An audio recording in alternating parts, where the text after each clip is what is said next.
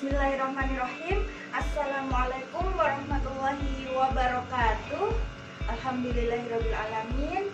Kita patut bersyukur karena kita masih diberikan kesempatan, nikmat iman, nikmat sehat, sehingga pada kesempatan kali ini kita dapat melaksanakan pembelajaran secara daring, secara bersama-sama.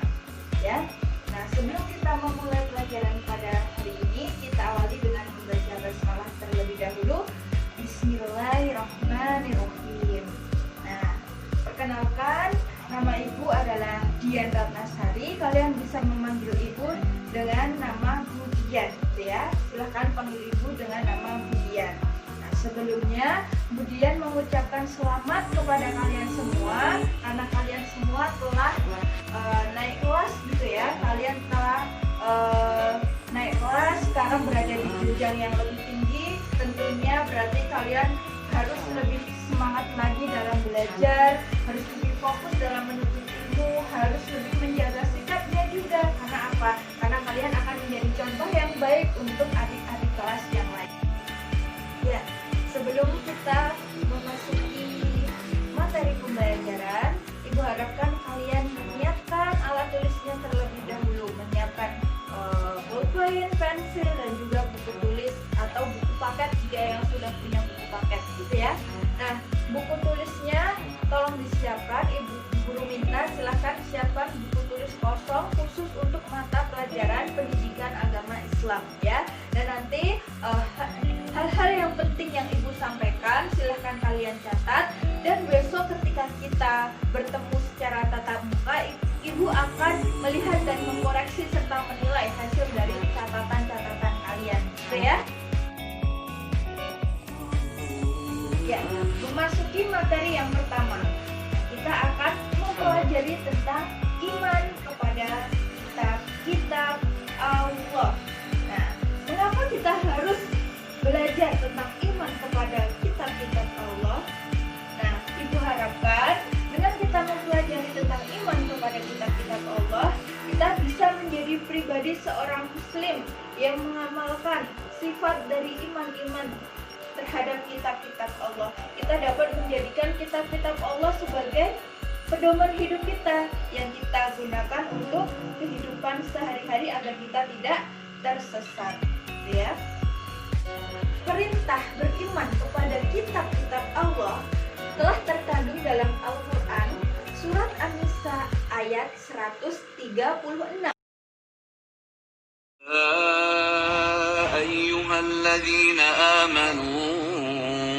aminu billahi wa rasulihi wal kitabilladzi nazzala ala rasulihi والكتاب الذي نزل على رسوله والكتاب الذي أنزل من قبل ومن يكفر بالله وملائكته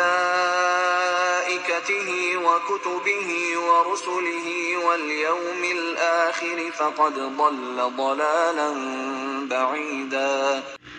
Yang artinya, wahai orang-orang yang beriman, tetaplah beriman kepada Allah dan Rasul-Nya dan kepada kitab Al-Quran yang diturunkan kepada Rasul-Nya serta kitab yang diturunkan sebelumnya. Barang siapa ingkar kepada Allah, malaikat-malaikatnya, kitab-kitabnya, rasul-rasulnya, dan hari kemudian, maka sungguh orang itu telah tersesat sangat jauh.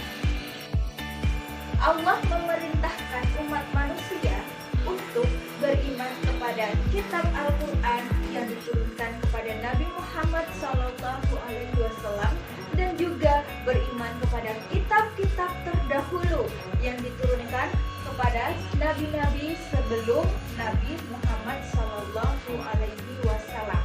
Nah, sebelum kita melanjutkan pembahasan berikutnya, Bu Guru mau bertanya, apa sih arti dari iman? Ada yang tahu arti dari iman? Ya, iman berarti percaya atau meyakini. Jika kita beriman, berarti kita mempercayainya dalam hati, mengucapkannya dalam lisan, dan melaksanakannya dalam perbuatan. Itulah arti dari iman. Lalu, apa sih arti dari kitab? Kitab adalah kumpulan wahyu-wahyu Allah yang dibukukan, lalu diturunkan melalui malaikat Jibril kepada para nabi dan rasul untuk disampaikan kepada umat manusia agar dijadikan pedoman hidup, agar manusia tidak tersesat hidupnya dan bahagia di dunia maupun di akhirat. Lalu, bagaimana caranya agar kita dapat beriman kepada kitab-kitab Allah? Yang pertama adalah kita meyakini bahwa Allah menurunkan kitabnya kepada para nabi dan rasul dan disampaikan untuk umat manusia. Dan yang kedua adalah menjadikan kitab-kitab Allah sebagai pedoman jalan hidup kita. Nah, sekarang Bu Guru mau tanya nih, iman kepada kitab-kitab Allah termasuk rukun iman yang keberapa? Ayo, masih ada yang ingat?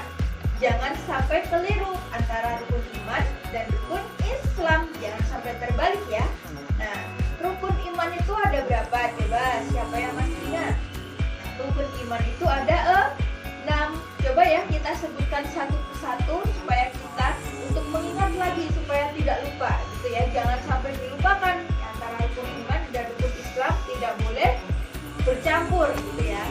Rukun iman yang pertama yaitu beriman kepada Allah Subhanahu wa Ta'ala.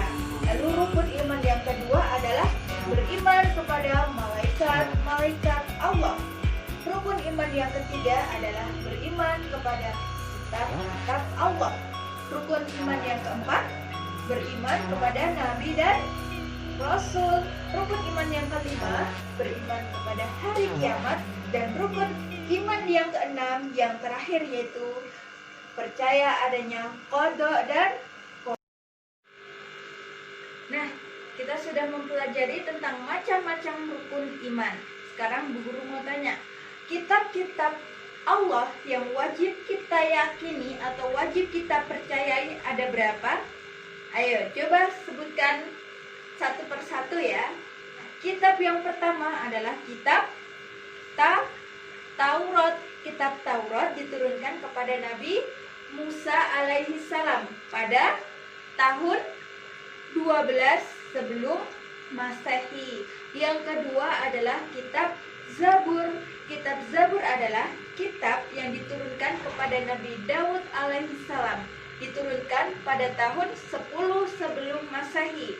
Yang ketiga adalah kitab Injil, diturunkan kepada Nabi Isa alaihi salam pada awal permulaan tahun Masehi. Dan yang terakhir adalah kitab Al-Quran yang diturunkan kepada Nabi Muhammad SAW pada tahun 6 Masehi. Nah, itu adalah kitab-kitab yang wajib kita percayai. Ada kitab Taurat, kitab Zabur, kitab Injil, dan kitab suci Al-Quran. Selain kitab-kitab Allah tadi, kita juga wajib mempercayai adanya suhuf. Apa itu suhuf? Ada yang pernah dengar? Nah, suhuf itu berbeda dengan kitab. Kalau kitab itu berupa buku atau wahyu Allah yang telah dibukukan, sedangkan suhuf adalah wahyu Allah yang berupa lembaran-lembaran. Jadi suhuf itu lebih sederhana daripada kitab. Nah, suhuf disampaikan kepada nabi-nabi Allah, namun tidak wajib disampaikan kepada umat manusia. Jadi hanya dipergunakan untuk nabi saja. Nah, bedanya suhuf dan kitab. Kalau kitab disampaikan kepada nabi dan juga untuk disampaikan kepada manusia, sedangkan kalau suhuf disampaikan kepada nabi tetapi tidak wajib disampaikan kepada umat manusia. Jadi mengerti ya perbedaan antara kitab dan juga suhuf. Nah, terima kasih. Mungkin cukup sekian dulu materi pelajaran yang kita pelajari pada daring kali ini. Silahkan dicatat poin-poinnya. Jangan lupa besok Ibu akan nilai ketika kita telah bertatap muka secara langsung. Dicatat poin-poinnya, dan jika ada yang belum paham silahkan boleh bertanya ya. Ibu membuka pertanyaan, kita diskusi bersama-sama gitu ya. Nah, cukup sekian, kita lanjutkan lagi minggu depan. Jika ada salah kata mohon maaf. Wassalamualaikum warahmatullahi wabarakatuh.